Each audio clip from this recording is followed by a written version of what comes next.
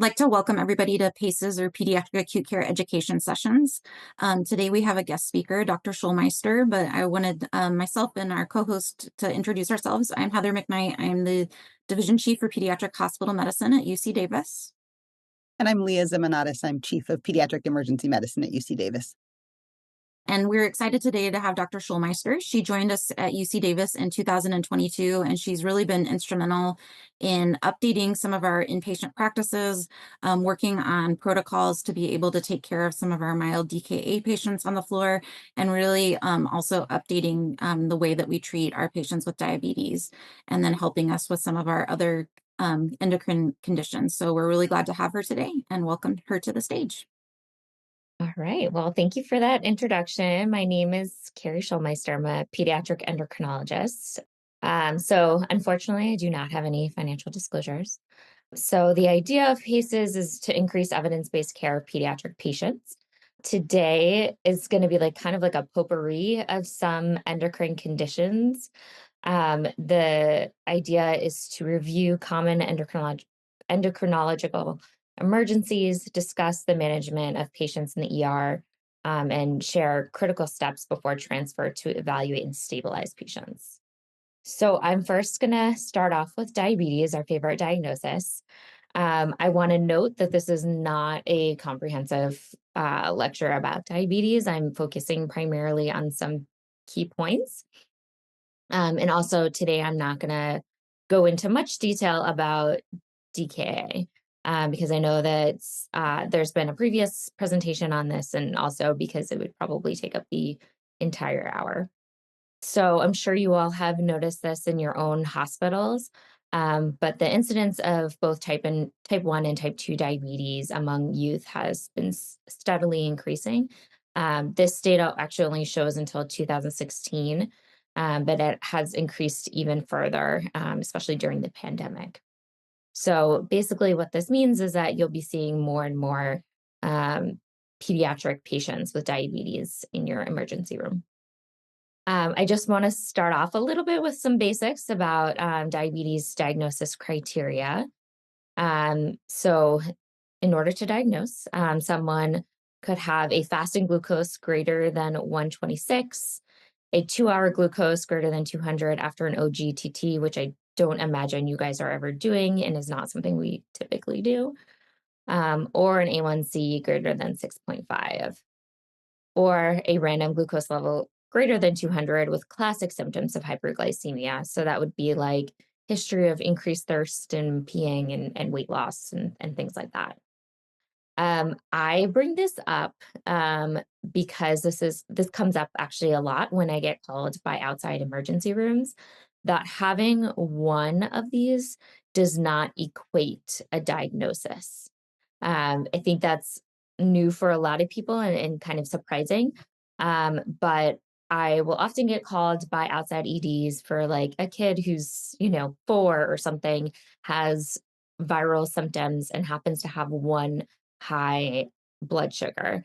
And then I get contacted because people are concerned that maybe this person has diabetes and maybe this is presentation of new onset in DKA. And I think it's great that people are concerned about high blood sugars. And I do think that should prompt further workup. But having one high blood sugar does not equate a diagnosis. And so that's part of the reason why I bring this up. So a lot of times we do need to do further workup to make sure that we're not making the wrong diagnosis.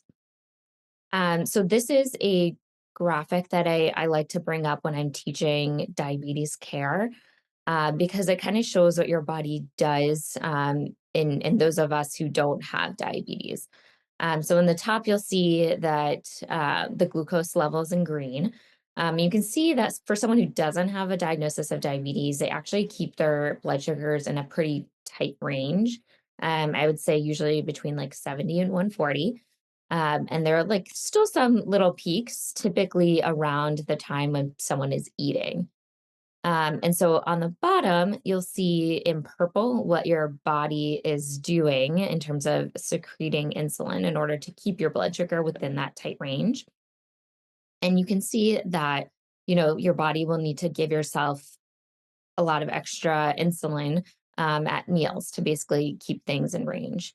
The other point I like to bring up is that your body is always secreting insulin. So you'll see that 0 is at the bottom and it's never quite at 0. Sometimes it gets close to it, but your body is always secreting insulin, even when you're not eating and you're asleep.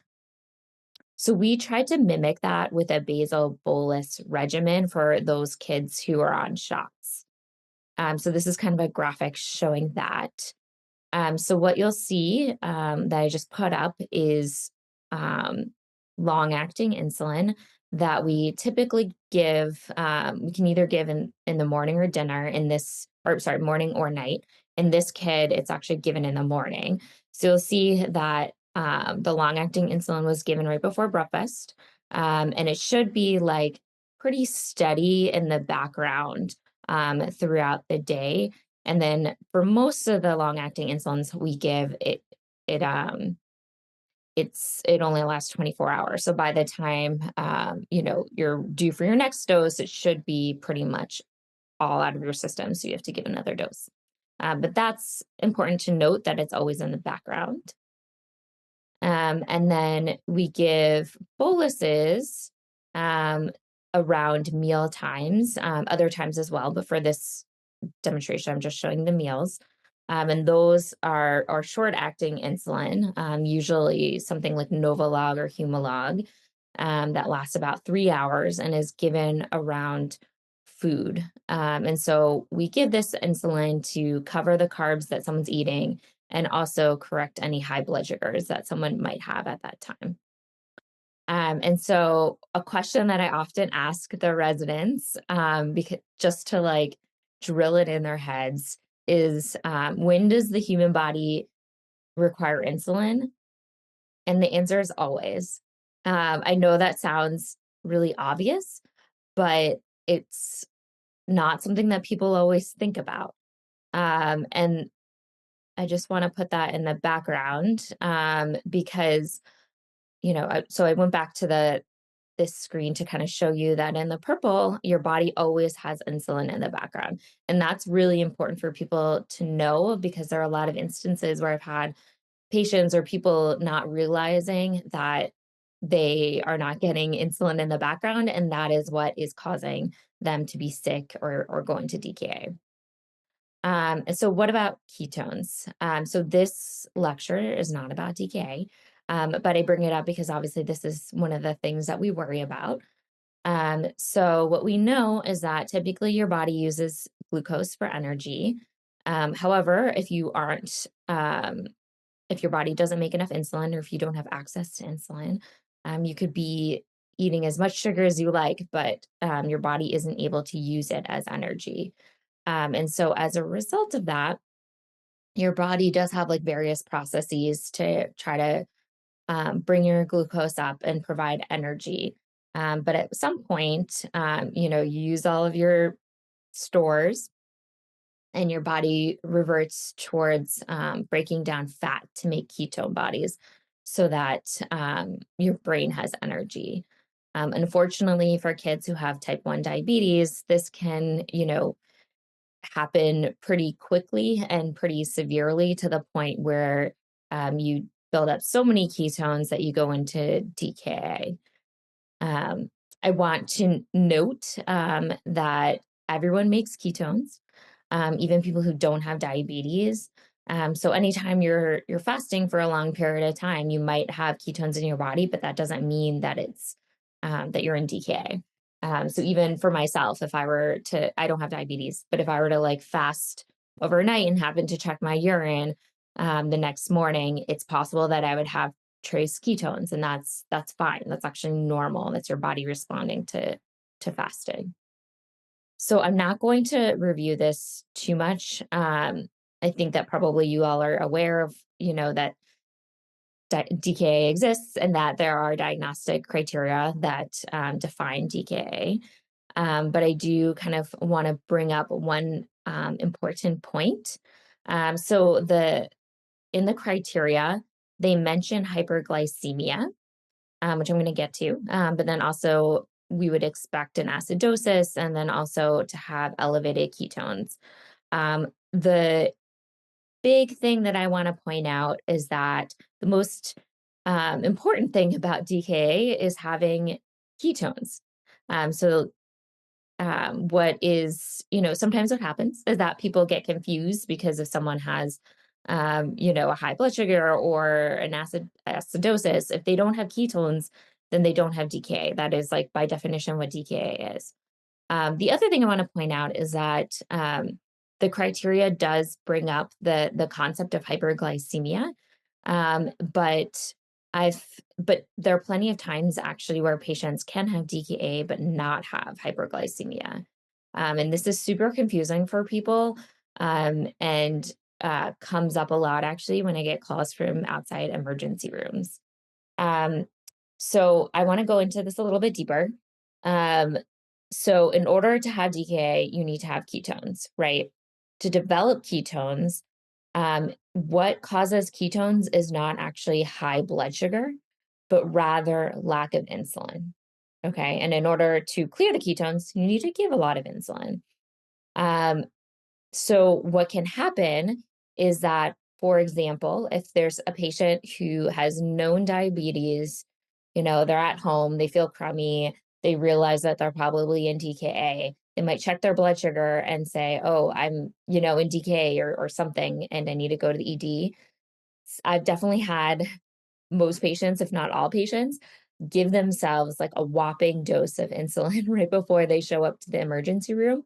So then by the time they get to the emergency room, they are still acidotic. They still have ketones because that's not enough insulin to clear their DKA, but their blood sugars could actually be normal or even low. And that's because they've given insulin to correct the high blood sugar, but they haven't corrected everything else. So there have been multiple times when I've been called by outside EDs who say like, "Oh, well, this kid isn't in DKA because their blood sugar is normal." But I would say that that's incorrect. And so it's important to kind of like think about um, that aspect of things and not necessarily think that hyperglycemia needs to be there in order to say that someone has DKA. So does anyone have any questions about this? Because I know that that can be confusing. Yeah, one of the things you had mentioned earlier in terms of like isolated hyperglycemia, and sometimes you've mentioned more than once the threshold of 200, but we can have a kid who's very close to that or and has some other concerning symptoms. And so you talked about that they require evaluation, but one test doesn't mean they have the diagnosis. So what is that like when you think of it from the perspective of somebody in the emergency room? What does that look like in terms of, is that something that they potentially would be discharged with and their PCP would follow up?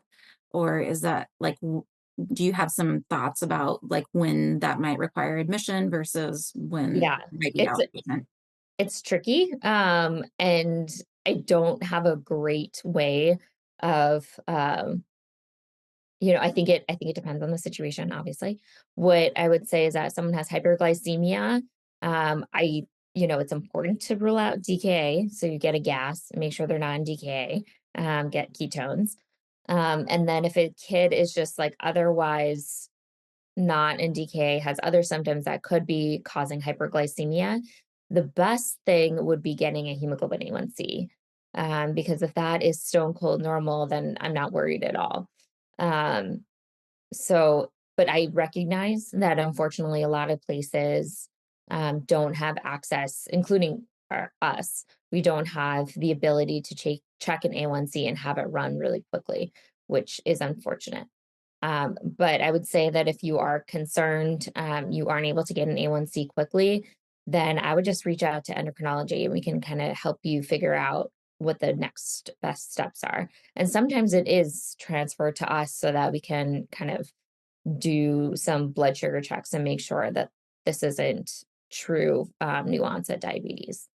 But it is going to be kind of like a case by case situation. But ideally, you wouldn't be sending a kid home where you're like, oh, maybe this kid has diabetes without making sure that the proper steps are in place for follow up. Yeah, I think some of the other scenarios where we sometimes see hyperglycemia is like in the context of a kid who's gotten steroids for another disease process or who's comes in sick and I think presumably is having an appropriate stress response. And so sometimes may not be as high as what you're talking about, but on the higher side. And I don't know, Dr. Zimanatos, if you had any other thoughts of kind of what framework you use in the ER for patients with hyperglycemia.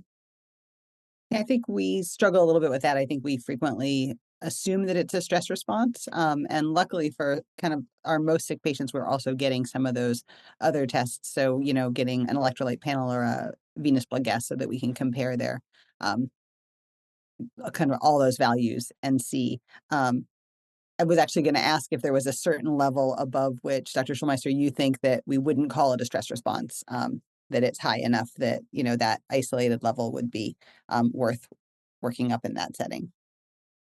Yeah, I struggle to give like a number. I would say definitely like in the 400s. I would be very suspicious. And now you would want to confirm that too. I mean, there are plenty of times when like I've, kids just ate some like cookies or something and like they don't wipe off their fingers correctly. And so you're like checking a blood sugar that's actually just like checking the sugar that's on their hands. And so I'd want to confirm that. But yeah, I would say like 400s. But anything above 200, I definitely would want to like have some sort of thinking around like checking more data to make sure that this isn't diabetes. So in terms of definition of DKA, we kind of went over that a little bit, but you all should know that there are different, I guess DKA is a spectrum. So it can go anywhere from mild to severe. And I bring this up because we've started to take a different approach to patients with mild DKA, because I'm sure you all have seen this before in your own EDs, but sometimes, you'll see a kid he's sent from their PCP because of signs of diabetes, and you do all the workup, and it's like, oh yeah, actually they technically meet criteria for DKA, but then you see them and they're like sitting there totally fine and appropriate, and it feels kind of strange to admit them to the ICU when they look so clinically well. And so that's part of the reason why we created a different algorithm that I'm going to talk about today. So I actually have a case which is basically saying exactly what I already said. So TJ is a previously healthy 10-year-old female presenting with a history of polyuria polydipsia and 10-pound weight loss, seen by your PCP, who sent her to the emergency room after a urine dip showed glucose and ketones. In the ED, she's well appearing, no increased work of breathing, labs notable for the pH of 7.25 by carbo 14. So based on this, would be under the mild DKA level. So the question is, does this patient need an ICU admission? And so my response would be not necessarily. So we at UC Davis has started doing a mild DKA protocol with subcutaneous insulin with the idea of targeting these cases where a kid is in mild DKA and really looks well, so that we can hopefully avoid an ICU admission. So there's a few inclusion criteria listed here. So first, we want to make sure that someone does actually have ketones. And the more accurate way of measuring the type of ketones that are created in DKA is with the serum level. And so we want to make sure that's greater than 1, because if it's less than 1, then that person doesn't actually have the ketosis that we would expect for DKA. We have it so that this is only used in kids who have a pH greater than 7.2. We make sure that everyone agrees that they are hemodynamically stable, not ill looking, not concerning at all from a just overall health standpoint. And then in our hospital, we do require approval from our team to go down this pathway. So exclusion would be someone obviously who's in severe or moderate DKA, or if we have concerns about HHS, which would be that they have an osmolality that's greater than 320. So the advantage of this protocol is that a patient doesn't need to go into the ICU if they don't need to. And then it also mimics what we actually teach our diabetes families to do at home. And so this helps actually reinforce for our families like what they should be doing at home in the future if they are able to, because there are many, many times that we actually have patients not come into the hospital in this type of scenario and treat it at home, and they're able to treat it successfully, which is, I think everyone appreciates they can do that and not go to the hospital. So disadvantage of this particular protocol is that if we don't start insulin quickly, then things can get worse. And they might get to the point where they go from like mild decay to moderate decay if we aren't, acting fast and giving them insulin fast. And then also for this protocol in our hospital, the patient does need to be NPO, although that's not what we do it for home. But for this protocol, yes. So I want to highlight that I'm not going to go over the protocol and how it works outside of we basically just give long-acting insulin in the background and then give more frequent boluses of the short-acting. I did want to highlight that there's this UC Davis Pediatric Clinical Guidelines webpage that I have listed up here that anyone can access from the outside. I tried to find a QR code, but couldn't find one, but I know it exists somewhere. But either way, definitely recommend that you all take a look at this website because it has various endocrine guidelines, but also guidelines for other places as well. So I think it's super useful to kind of look at what our colleagues have been working on in terms of guidelines that you all can use from the outside. And then here I just have a screenshot of what our guidelines are on this web page. Unfortunately, I don't know why, but the regular DKA guideline fell off of this. And so actually I figured that out when I went on to make this slide. And so I've emailed them to fix that. So I don't know when the regular DKA protocol is going to go up again, but it used to be up there, and now for whatever reason it's off of there. I think they probably got confused because we have so many DKA subtypes in there. And I just put the website in the chat if that's easier for folks so they can click and find it. Oh, yes, that'd be great. Thanks. Okay, so I do want to quickly review diabetes technology. Not to get in the weeds with it, but I think it's important for everyone to be aware of it just because it's more and more prevalent. So this is a graphic of a patient who's wearing various diabetes technology. This is actually the things that they're wearing is actually kind of out of date. But either way, you'll get the concept. So there are two things that someone could be wearing.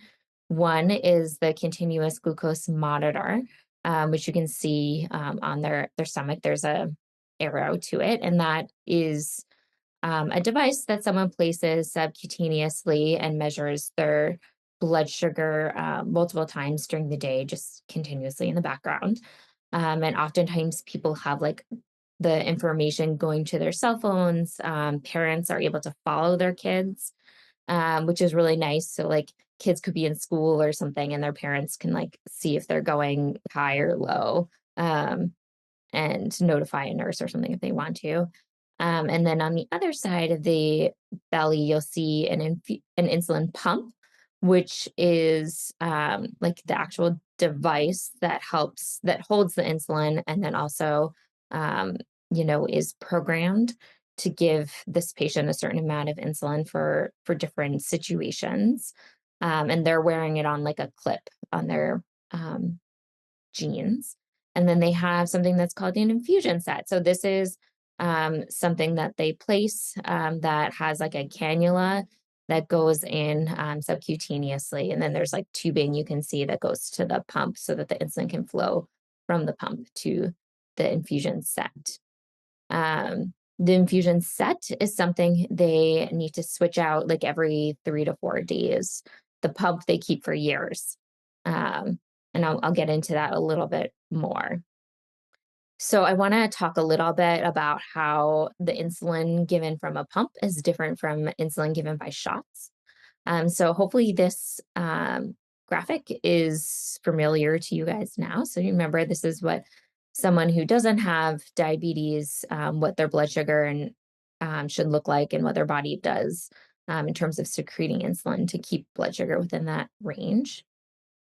So up top, we have the basal bolus that we kind of reviewed before. The red is the long-acting insulin they give once a day. And then the like little orange ones are the short-acting insulin they give for during meals to cover meals and also high blood sugars.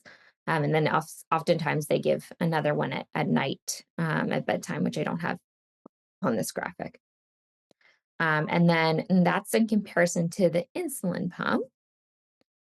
So still has these boluses for meals, but then you'll see that instead of the red insulin, it's giving the orange insulin in the background. And that's because there's only one type of insulin that's in the insulin pump.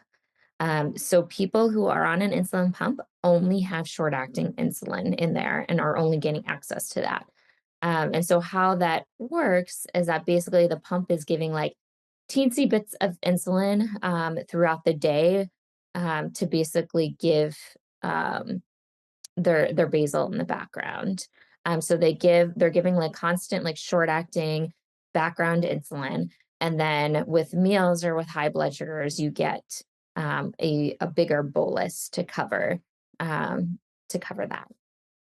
So the good thing about the pump is that there's no break in insulin administration. So like in the scenario of someone for whatever reason having like a fast metabolism and going through their long acting insulin um, quicker than 24 hours, we don't have to worry about that. We can fine tune the insulin. So in the graphic, I kind of show like a straight line for basal, but typically, actually, that's not how it looks. We usually are like, you have different amounts of basal throughout the day based on what the patient's patterns are and physiology.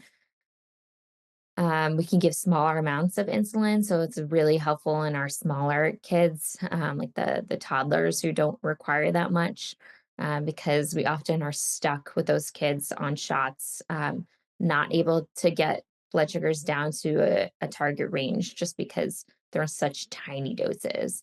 But the pump allows us to give those tiny doses. And then also no shots, because we know that having diabetes is hard enough on little kids, and getting poked multiple times a day is not fun.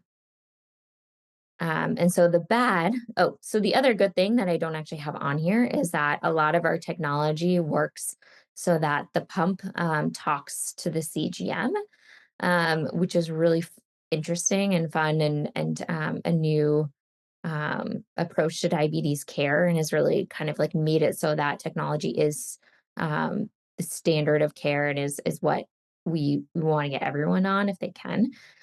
So basically, what that means is that if your CGM says that you have high blood sugar, the pump will get this information and will know to bring up increase the insulin. And then if it looks like your blood sugar is going down, it'll decrease the insulin. And so it's trying to mimic as best as it can what your body or your pancreas would normally do. And we've really seen great effect or great changes in diabetes control with this technology when it's used properly. So the bad thing about the pump is that it's a technological thing and you have to understand it. And if the pump site fails, then you are at high risk for DKA. And so the reason for that is because you are no longer giving that long acting insulin in the background. And so for example, if something happens overnight and you don't realize that you're not getting, your pump isn't giving you the insulin that you need, then the insulin that you have on board will be out of your system within 3 hours of your last dose of insulin. So it's pretty easy to go into DKA if you don't realize that you're not getting the insulin, just because what's in the pump is short acting insulin and not the long acting insulin. And so I show a picture here of a pump site um, that is kinked. And I show this picture because this is the most common cause of DKA due to pump site failure. I want to emphasize that it's not the pump that is broken. Rather, it is just the actual cannula and site where they get their insulin. So I'll get calls all the time saying oh, the pump is broken. They can't go back on their pump because someone needs to look at it and make sure that it's still working or something like that. But usually what it is that the pump is actually completely fine. But it's just that the site needs to get changed out. And that is done every 3 days anyways. And so it's usually not that the pump is broken, not to say that it can't happen, but rather that there's something wrong with the site, that it's not infusing well. This also kind of emphasizes how someone could go into DKA and not realize it. Because what can happen is that, suppose this is on someone's skin, that's it's kinked, but they're just kind of up and, doing their day and don't even realize that they're not getting insulin because as far as they can see on their pump, it says that they're getting insulin. The site is still on them. They can't see that the cannula is kinked. And so it's pretty easy if you're not paying attention to things to think that the that you're getting insulin when you actually aren't. And so that's why it's really important for people to be aware that this is a common thing that can happen. I think it's also important for you all as ED advisor or ED providers to know that just because it seems like the pump is working, if they're in DKA, if they're giving boluses through their pump and they still have high blood sugars, it doesn't seem to be doing anything, then it probably isn't doing anything. They're probably not getting insulin. And so that would be a scenario where I would say, take the pump off and give them a shot of insulin because we don't know at this point if they are getting insulin through their pump. Okay, so some take homes is that insulin pumps give fast acting insulin only. It can improve diabetes management, and that's why so many people are on it. And then people who are on an insulin pump are at risk for DK in the setting of a pump site failure. Okay, so that's the end of the first part of this talk about diabetes. So I want to give some time to for people to ask questions if they have any. Do you have a sense of how the incidence of DKA has changed with the use of the insulin pumps and the CGMs? It seems like aside from the technology, the rest of it is better for helping to prevent DKA. But I didn't know if you felt like you've seen an increase or a decrease over time. Oh, I don't know. That's actually a really good question. And I don't know if anyone has ever done that study. Granted, I've not looked at it or looked for it, but I don't know. It wouldn't surprise me if the incidence actually increases a little bit. That's you're at higher risk for these more extreme presentations, but overall your diabetes care is improved in the background. But I'm not sure if we have any data on that. So now I'm gonna move on to hypoglycemia in a non-diabetes patient. Because I know that this is probably something that you all see a fair amount. So here I have a few symptoms that we commonly associate with hypoglycemia. Um, I'm assuming a lot of this isn't new to you all. I think one important thing that I like to mention is that a lot of these kids who don't have diabetes are actually very young. So it's usually that you're seeing it in babies or toddlers. And so a lot of times they're not able to really communicate or express these types of symptoms. So it can be not as clear to diagnose these patients. But what I would say is that in those, especially the younger kids, any strange presentation, probably should just check a blood sugar and make sure it's okay. I'm assuming you guys already do that anyways. But Um, just want to make that point. What we typically use as a definition of hypoglycemia, it changes depending on who you ask and age and various factors, but I typically think of it as a blood sugar less than 60 in a kid who's otherwise well and doesn't have any other like medications or diagnoses. And that's after 48 hours of life. In the first 48 hours of life, we do give some leeway, so you don't go and working up all of that when they're first born. So this on the side, I have an algorithm for what you can think of in terms of seeing a hypoglycemic kid in the emergency room and what you can do. For this algorithm, they talk about getting a critical sample if the blood sugar is less than 50. And typically that is the cutoff for what we use. So while hypoglycemia is a blood sugar less than 60, we technically don't say that someone has a blood sugar that warrants a critical sample until they have a blood sugar of less than 50. And I'll go into the critical sample a little bit more, but I just want to outline what we're looking for here. So, like in a perfect world, if you saw a kid in the emergency room and they had signs and symptoms of hypoglycemia, you check a blood sugar, their blood sugar is, say, like 45. They otherwise look okay, maybe a little bit sleepy, but are, appropriate otherwise.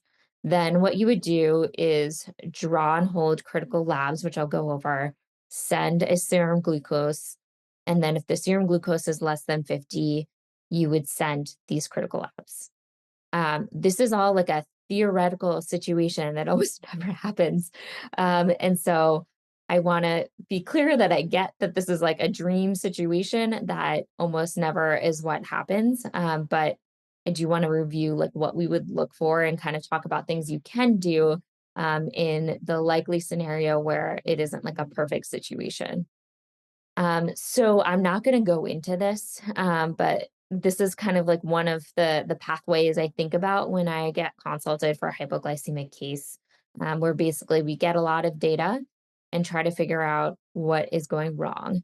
And I just bring this up honestly to give you like more understanding about why we ask for the critical sample. So with the critical sample, we're basically just like testing different pathways that your body will use to bring your blood sugar up. And the idea is that we want to see like which pathway isn't working. So we kind of look and see like, okay, so this level should be high if you're low. If it's not high, then that's the issue.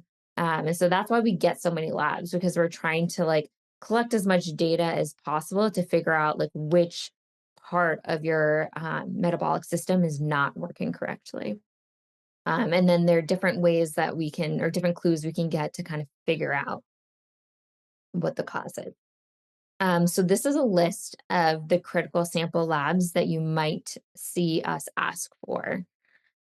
It's a lot of blood, and I recognize that. And I would say some of them are higher priority than others. So if you can only get two labs, if any, um, then what I would say is actually get a C peptide.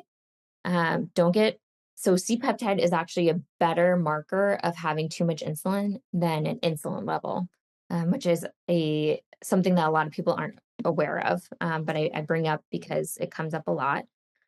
So C peptide and beta hydroxybutyrate are the most useful labs that we can get.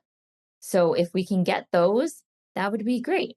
I want to point out that, you know, you shouldn't get this in a scenario where a kid is like unconscious or seizing or, which I know you guys all already know.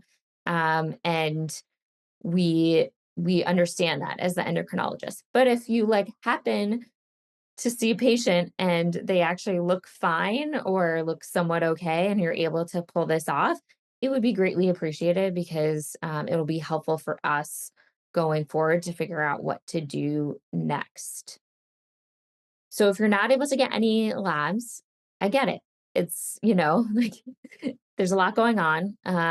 Kids probably not looking great. You want to just get blood sugar in them as soon as, or get glucose in them as soon as possible.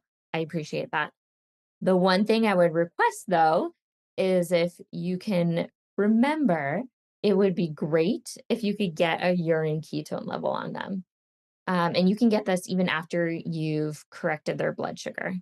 And the reason for this is that what should happen in a person who has low blood sugar is that their body should be creating ketones, as we kind of talked about before, with your brain needing either glucose or ketones. So your body should be making ketones. And you should be able to detect that on the urine. And because it takes a while for urine ketones to kind of like pass through, it's okay if you get that level, or if you get the urine sample after their blood sugars have improved. So what helps us is if we see that the kid appropriately makes ketones, that actually helps narrow down the diagnosis or differential a fair amount. So it's very helpful if you can get urine ketones for these kids after the fact, if that's all that you can do. So there's some initial treatment I have here. I'm not going to belabor this too much. But if the patient is, conscious, able to take PO, if it's a baby, can give formula or express breast milk, or for a patient greater than a year, you can give juice. And then obviously, if they're not able to take PO, then you would want to give a bolus of fluid. We typically suggest like D10 at 3 cc's per kilo, or 5 mLs per kilo for a kid who's greater than 1 month, and then rechecking the glucose in 15 minutes. But I know different places have different protocols in terms of how much you give. But either way, this is what we typically would recommend. And then so who would we say probably need to start an IV and give continuous glucose to? Definitely any kid who's requiring a second IV bolus, or a kid who's presenting with their first bolus with altered mental status or seizure, suspicion for any underlying pathology, or if they have like refractory vomiting and it doesn't seem like they're gonna be able to go home. And so we typically have people start like a D5 maintenance fluids on these kids. And then obviously considering more concentrated dextrose fluids if you can't keep the blood sugar above 70, or if someone has if you're trying to like limit the amount of fluid they're getting due to renal or cardiac or known renal or cardiac issues. Okay, so what would require a hospital admission? Not being able to maintain their blood sugars with oral intake. If they have hypoglycemia of an unknown cause, so not just that they it's a toddler who's been vomiting and for the past day, that would be kind of a known cause. If you suspect or know of any ingestion of a long-acting hypoglycemic agent, such as like if they get into grandma's sulfonylurea or something like that. If for whatever reason the patient cannot maintain glucose greater than 70, or obviously if they're requiring a continuous glucose infusion via IV. Okay, so that's the end of this section. Any questions about this one before I move on? Was going to ask about what you think about the utility of the critical labs in like the example you gave of the toddler who's been vomiting for 24 hours. If you sort of feel like you have a reason, but the sugar is low, would you still recommend getting those critical labs, or would you save it for patients where it really is unexplained? I feel like I struggle with that a little bit. I know, yeah. I kind of say the latter. I feel like I'm sure other endocrinologists would say different things. But if you feel like, it's a toddler who's vomiting, has a gastro, and you have a reason for it, I wouldn't get the critical labs. I would just like get a urine to help us out if like later on it seems like they do need critical labs.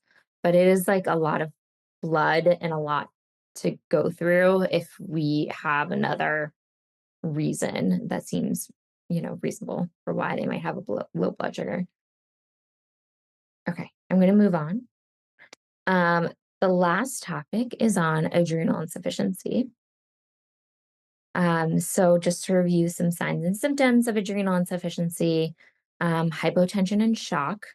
Um, Oftentimes it's disproportionate to their underlying illness. And that's because their body isn't able to like make the cortisol it needs to help fight their illness. Vomiting, abdominal pain, and then there's some labs that might be off, including low sodium, high potassium, metabolic acidosis, and potentially hypoglycemia. Um, Other signs and symptoms could be unexplained weight loss and anorexia, and then also hyperpigmentation. So patients who are presenting for like with primary adrenal insufficiency, so like their adrenal glands themselves are not working well for whatever reason, they can create more of ACTH, which basically converts into a something that creates hyperpigmentation in the body. And so these kids can look like tan, but they don't look healthy tan. It's hard to explain, but they kind of just look like it's almost like a yellowy, gross tan. Um, so something to look for in these patients. But I will say that that's actually pretty rare in kids. So in terms of differential for adrenal insufficiency, I'm not going to review all of this, or I'm really just focusing on like the big points. But typically, in my head, I divide it up into like, is someone born with it or do they get it later? And then further, I think about like, where is the defect? Is it in the brain or is it in the adrenal glands? So there's a lot of different things that we think about. The thing that I want to bring up today for you all is the iatrogenic adrenal insufficiency, which is the most common cause of adrenal insufficiency and is more likely going to present to you guys without like a previous diagnosis. There are plenty of other things, obviously, that end up getting diagnosed first or seen first in the emergency room, but the most common will probably be iatrogenic adrenal insufficiency. And what that is, so you see it bolded in there. So it's acquired, it's on the adrenal level.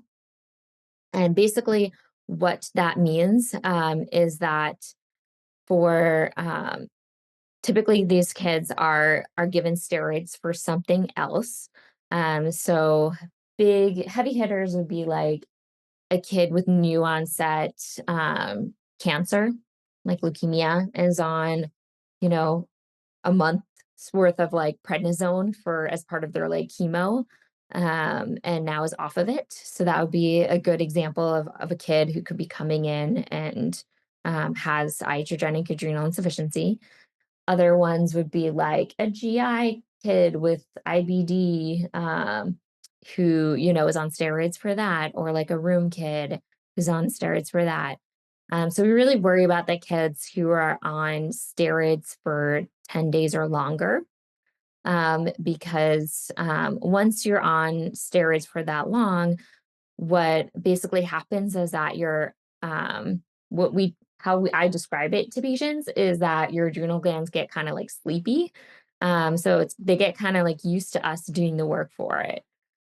So as a result, when you take it away, the steroids away, um, your adrenal glands are, not as responsive as they should be, and need some time to like wake up and start functioning again.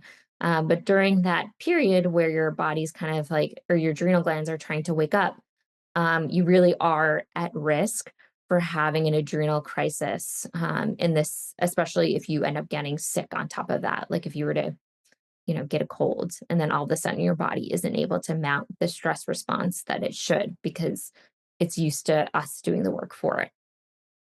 So I want to bring that up so that you have like low or like high suspicion for any kid who you see is on steroids or has any sort of diagnosis that could mean that they've been on steroids. more recently for a long period of time. I did want to take some time to talk about aldosterone. It is one of the hormones that's in your adrenal glands, and is something that can be associated with adrenal insufficiency.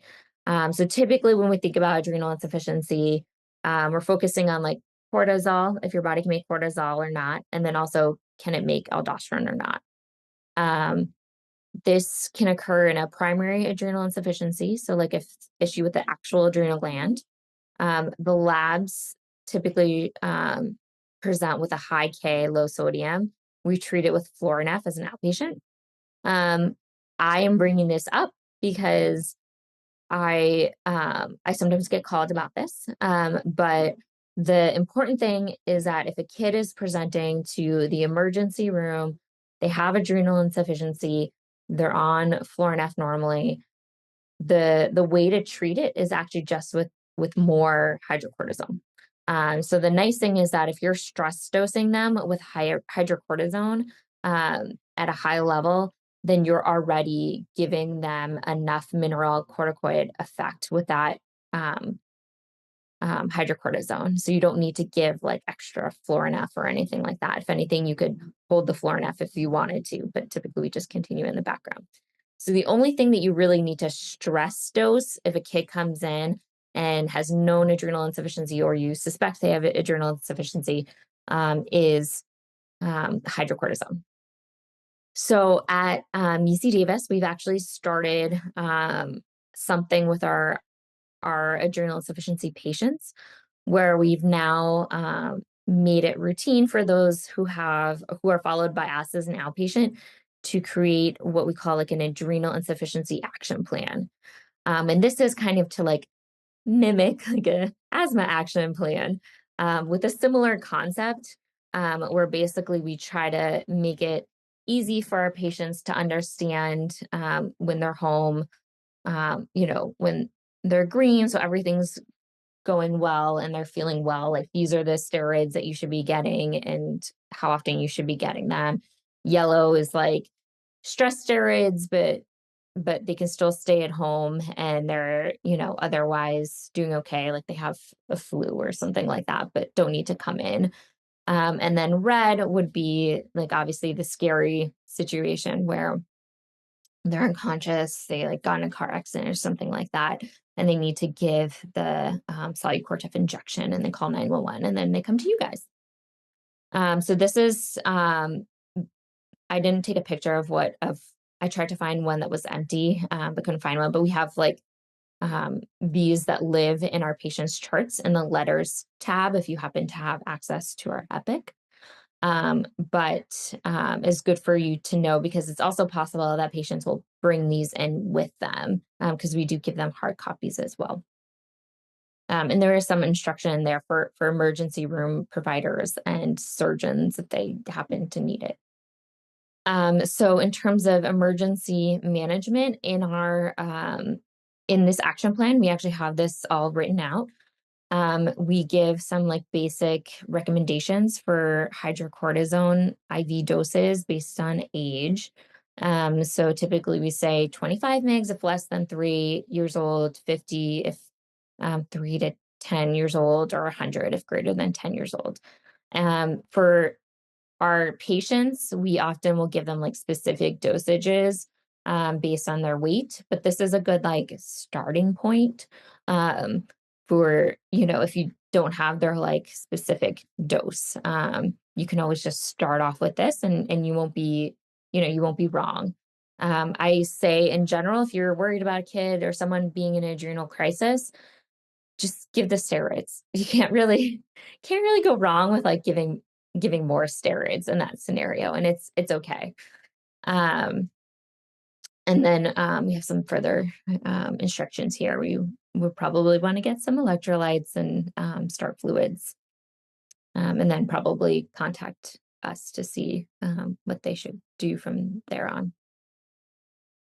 This is a really brief survey that people can give us feedback on this session, as well as give us suggestions for topics that you would like to see in the future. So we would really appreciate if you just take a couple minutes to fill that out.